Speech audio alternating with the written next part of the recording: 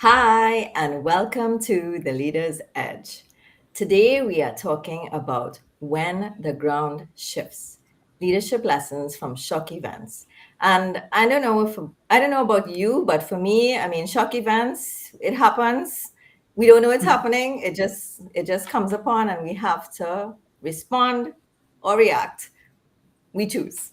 So, if you were to rate yourself on how you have done, whether you're leading a team or yourself through something that was unexpected and shocking to you when it happened, what score would you give yourself on a scale of 1, which is low, to 10, which is high? And whether you scored high or low, what we think you will get today from Karen Darbasie is some really interesting lessons from her experiences of leading through shock events. So I'll turn you over to Georgia now to introduce Karen, and then we will get started. Thank you very much, Emily. Good morning. And good morning, Karen. You are making my Monday morning. Yes, welcome to the Leader's Edge. It's such a special pleasure to have you on with us this morning. And for those of you, just a few persons who may not even know Karen, just a speck of persons, because I'm sure everybody has heard that name, Karen Darbasie, because Karen has been in the business for over 30 years. She has been a senior exec in financial services and in telecoms for over 30 years. And you may know her as a recently retired group CEO of First Citizens Group, but she's someone who has served on many boards and she's a mother of two kids. And that's one of the important parts of her role. Yes. And so we are happy to have Karen this morning talking to us about, guess what? Some shock events, when that ground shifts. Karen, when people move up to the higher levels in leadership like you have, sometimes those shock events really topple you over. But look at you, you're still standing. Tell us, what have you been able to do to keep you standing through all of these shock events? Breathe deeply, focus. For me, leadership is about custodianship. It's you're charged with holding the organization and leading it, and about value creation for stakeholders. Um, and as you rightly said, shock events, it just takes the ground out from underneath you. And I think in recent times, our way of life is moving so fast that we have big shocks and we have little shock events. And for me, and I guess this is from my background in banking, but even from any leader, shock events are happening or disruptive events are happening all around us. Sometimes they are disruptive for your organization itself directly, and sometimes it's disruptive for your customers or your suppliers. So, as a leader, being able to deal with events that shift the paradigm that you're accustomed dealing with, that create just an environment of uncertainty is really critical for us now. And it's happening, I think, more and more rapidly because the pace of life is shifting. The pace of life is getting so much faster. Um, COVID, I guess, was a big shock event that Yes. disrupted all of All us, of us. all of us. And there are some major lessons that I learned during COVID. Um, some of it on the run, some of it afterwards when you sat back and thought about, I thought about how I dealt with it. Um, and for me, I wanted to categorize it in like three broad categories of how to deal with the event, three Yeah. phases. Right. The first phase, and for me, the most important phase, because if you get that wrong, it kind of disrupts the momentum for everything else, is to stabilize the organization. And Right. that in itself is a mammoth task. Um, the second phase for me is to reevaluate how you're moving forward and then to communicate that reevaluation and set the new standard. But if we go back to stabilizing the organization, Emily, I've known Emily for so long. And you said in the introduction that I worked in telecommunications as an engineer. My training is very much in stages and logic and flows. Mm-hmm. Um, Even in stabilizing the organization, I see it in three main buckets. And it sounds a little trite, but the three main buckets are looking at your capital, looking at your cost, and looking at your communications. And parts of them are easy. Nothing is easy. Let me rephrase that. Parts are a little bit more use what you're accustomed doing on a daily basis, and parts are much more difficult in the uncertain times. Mm-hmm. Um, I don't know where to start. Well, When I let's talk, start. Mm. Let's start with the stabilizing. yes, So let's you start with said, Yes, stabilize. yeah. Let's start with I think that's a stabilizing, good place to and start. Yes. yeah, and as people are listening to this, I mean, Karen is talking about it from the organizational perspective, but these what she's talking about is applicable in any sphere of your life. So if you Yes, had something rock your ground, so to speak, personally, I think these are applicable. So I hope everybody's listening up and learning and figuring yeah, out how to apply it definitely. either place. So yeah, so when you say stabilize, I mean, first we have to stabilize ourselves, yourself as a Mm-hmm. leader in a Yeah, situation, and that's hard. Can be that hard is very depending hard. on how well you are regulating emotions in a very uncertain time. I think, as you said, COVID was like the test for all of us. It was something that none of us would have experienced on such a global scale. So that was like you know I can't imagine how, I mean, for everyone, it was different depending on what you're doing. But you sitting in a Right. CEO chair of a large organization with all of these people under you, I mean, that would have been really, really challenging. So talk to us about that stabilizing a little bit on self and then from the organizational context. So self first, um, it's hard because you're responsible for the team, for the organization, for a wide group of people, for customers, for making sure the organization moves forward. And it's very important as leaders, and I think as managers for small teams, even for yourself personally in your daily life. As Emily said, when I was thinking about my thoughts for this morning, a lot of these lessons can apply to a ground shifting event in your personal life. Mm-hmm. Step back, breathe, remember to look after yourself. Take a little time, surround yourself with people who you can trust, who will be there to support you, um, who will be there for you to just bounce ideas off of, or just, to be Mm-hmm. quite honest, breeze Yeah. off with. Yeah. Yeah. For me, physical exercise is important, and I'm not a very drastic physical exercise person, but I've tried to maintain a discipline of walking briskly 3 to 4 times a week, Mm-hmm. getting out and Mm-hmm. just doing that clears your mind. Yeah. Yes. Um, but center yourself. If you're not centered, your body language tells that you're under distress, and that in itself creates distress for your team. Your team Yeah. looks to you for leadership. Yes. And if you're not centered, you can't lead with authenticity. And you have to, in a crisis environment, in a ground shifting environment, if you're not leading from the core of who you are, then it comes across clearly, and Mm-hmm. the trust gets diminished, and people know that you're Yes. not speaking your truth.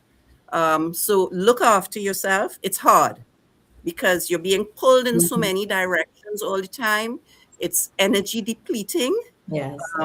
and you Yes. have to find a Mm-hmm. way to replenish your energy. Gee, yeah. Yeah. Um, Yeah. That's so important, Karen. So important. And I guess M asked about what was one of the difficult parts. So, in stabilizing, Mm-hmm. as I said, I have three buckets: capital, cost, and communication. But for me personally, for sure, the most difficult part was the communication, because your Mm-hmm. Mm-hmm. communication at that point in time is to your organization, to your customers, And as leaders in all of our organizations now, we have so many different strata of employees. We talk about the intergenerational kind of workforce now, each one of Yes. which um, identifies and assimilates based on messaging that is crafted differently. Um, as Georgia said, I've been around a long time, so I'm accustomed just getting an email from the leader, sorry, and having to sit and read the email and assimilate. But that no longer Well, works with all of the layers of employees in the organization. I used to have a statement that I would start some of my town halls with and say, "We send so many emails out, and none of y'all read the emails. Y'all look at it and you just close it." So you have to find ways of communicating. And a big lesson for me was getting help for the communication. Go yeah. to experts to look at how you craft not just a message, but also to craft the delivery mechanism. The messaging is so important. And then the messaging at the time when you're not quite sure how you're moving forward just yet, if you of stay out until you're certain, then it creates a level of angst that's counterproductive.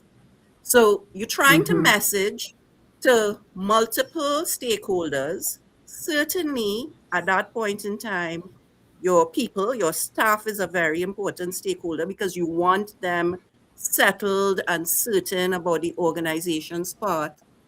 And messaging around strength of the organization, the fact that the organization has dealt with these kinds, well, maybe not this exact kind, but uncertain times in the past is important that they've come through.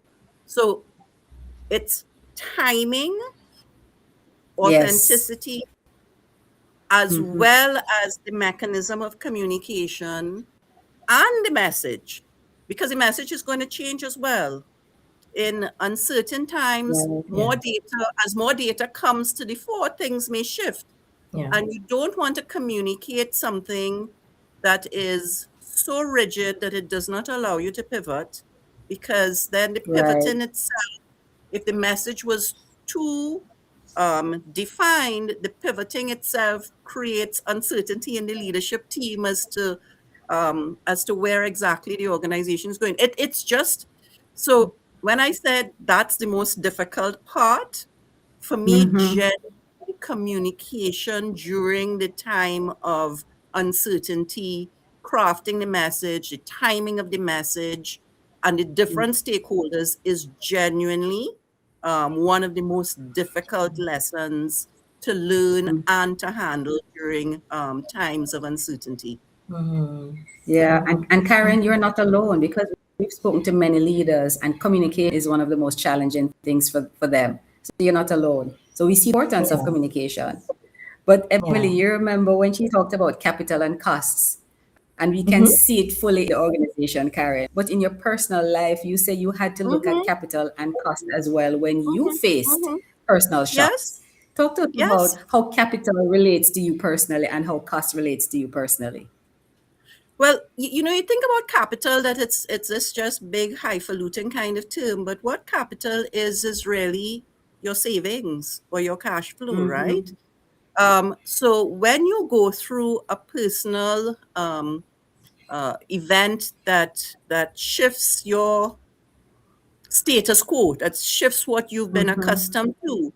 And this sounds maybe a little bit cold and logical and Mr. Spockish for those older members of our team.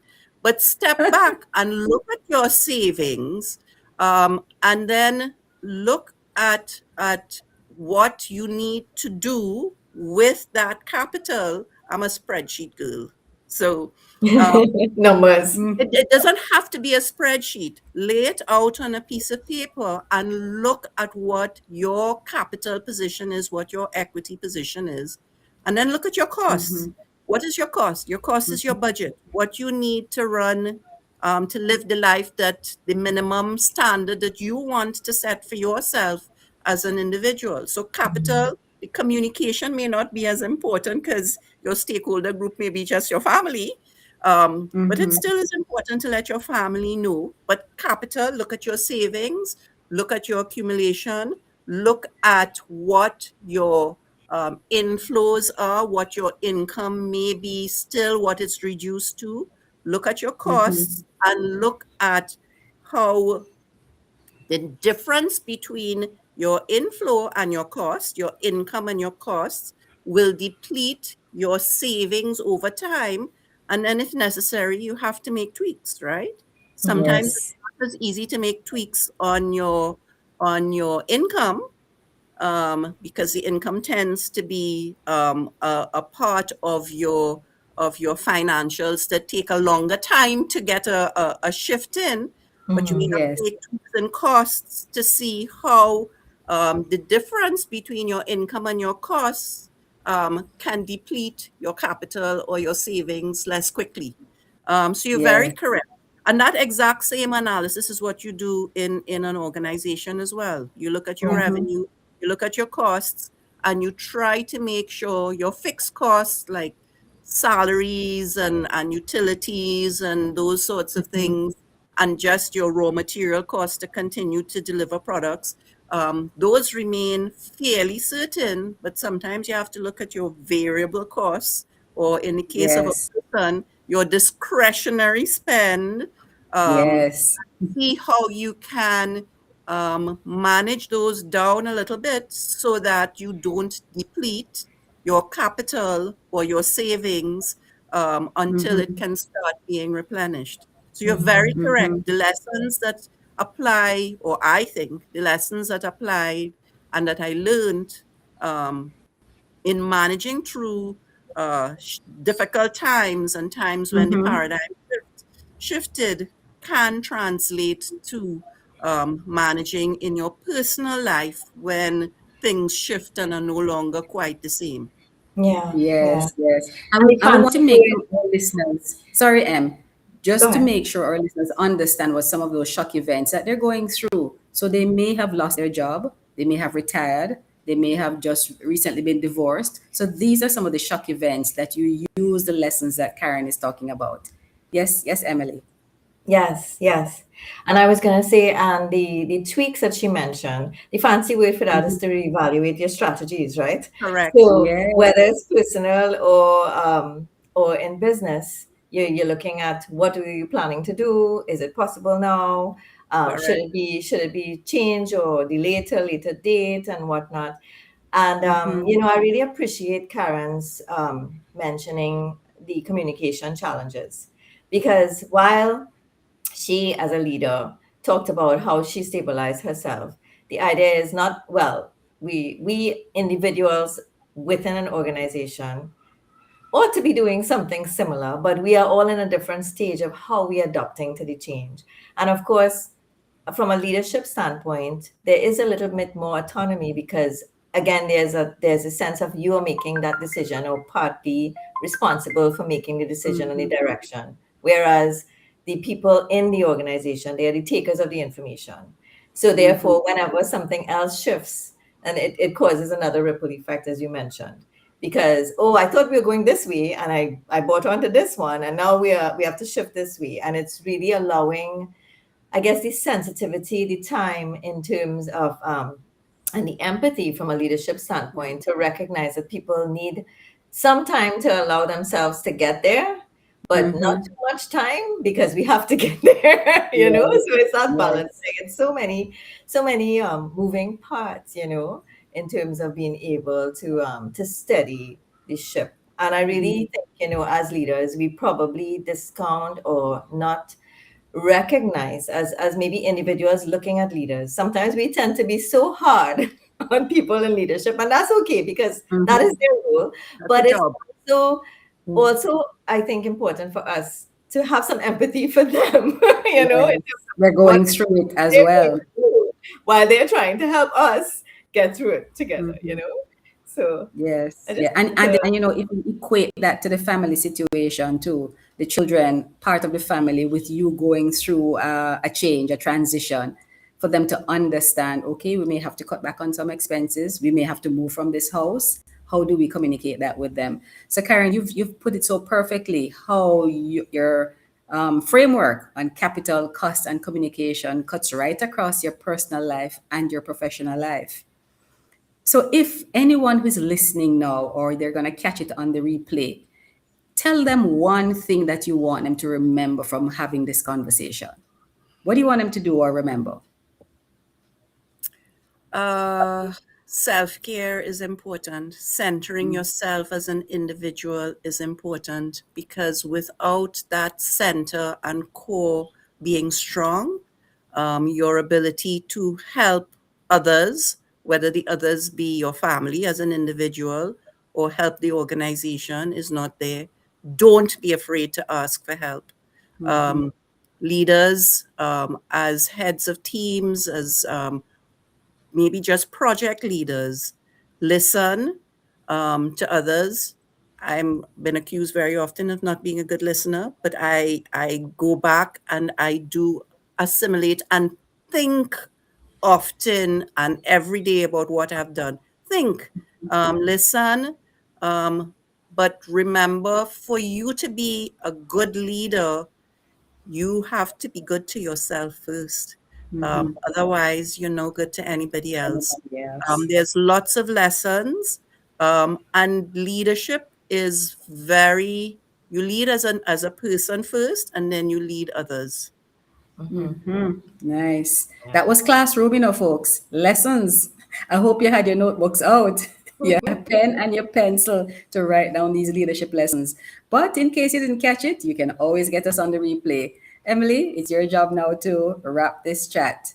yes, I was thinking, well, as you said that, it is recorded. So Yeah. anyone listening can definitely go back and definitely take some notes and apply. Because I think our mantra on this show is not just listen to what is being said, but to see how it can work in your situation and apply. Take something, one thing, and apply it. Yes. So, Karen, I think in terms of wrapping, there's nothing left to say. You put a nice bow on it in terms of the last statements you made. So, I think, for persons out there, just remember, come back, listen to, relook at what was just said in terms of how we have to basically start with ourselves when we're leading. And I think that mantra about you have to lead yourself first before you can lead anyone else is really so important. And also that idea of deep thinking. I think sometimes we just don't take enough quiet time because we are so distracted with all the devices and all the distractions of this wonderful world that we live in. But taking some quiet time to really think and assimilate and understand and take perspectives and I think you also mentioned having good people in your corner also to Yes. speak things Yes. through it because we don't know everything, obviously. And so having some good people in your corner is also so important. So, again, Karen, I just want to thank you for taking the time this morning to share some of those lessons from the shock events that you would have gone through that and the ones that you mentioned are all relatable to all of us and that you've put such a nice structure to it. I love the engineering mind, the logic and the structure, and even that idea of we have to know where we are first before we can move forward. And that applies to anything. It does not apply to a shock event. I mean, even if you're not going through something, if you're not even in a shock event now, but things are not going well, that idea that Karen mentioned about taking stock, taking a look at where you are, that cost and capital situation is also such a good, helpful method in terms of looking at where am I and where am I heading at any point in time. You don't have to wait for a shock event to do that. So thank you again and have a wonderful, wonderful week, everyone. Thank you, Karen. Great Thank to you, see you. ladies. Take care. Bye Bye, bye. everyone.